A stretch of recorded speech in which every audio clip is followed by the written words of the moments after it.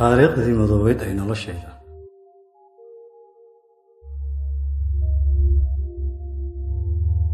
bal aan idin xusuusiyo halka inoo maraysay qisadeennii taariikhdii madoobeed ay noloshayda.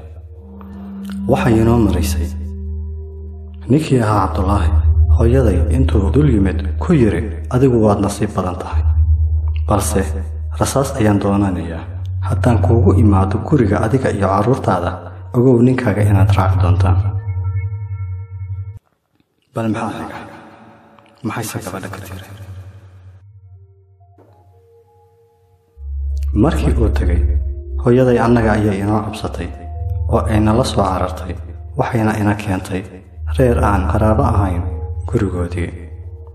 maalin iyo habeen ayaa halkaa nalagu qarinayay, xitaa aabbahay meel lagu aasay annagu ma ogeen iyo si loo aasay toonaba.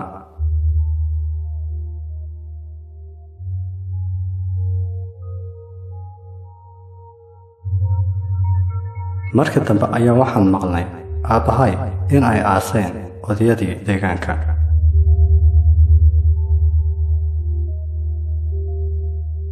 subaxii xigtay ayaa si dhuumaalaysi ah xaafadahana lagu soo dhexlugeysiiyey ilaa degmada bannaankeeda aan ka nimaano. kadibna degmada bannaankeeda ayaa waxaa nalagu diyaariyey gaari kaasoo ina keenay degmada Marka.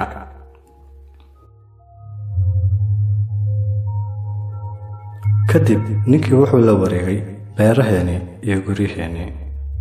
odayadii deegaanka ayaa arrinkan la suurtageli waayey, waxayna u tageen ninkii mar kale ayayna ka codsadeen inuu hantideenna noo soo celiya, isagana waa u diiday.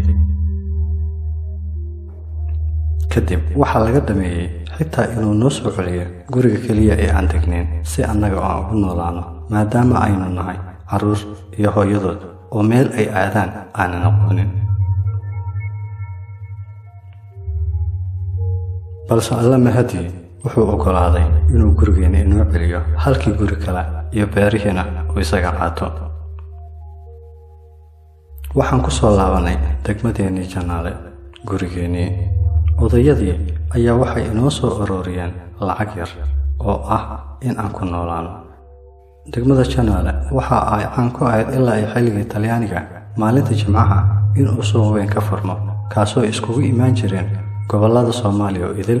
qof walbana wuxuu awoodo ama uu ka ganacsan karo ayuu la iman jiray halkaa.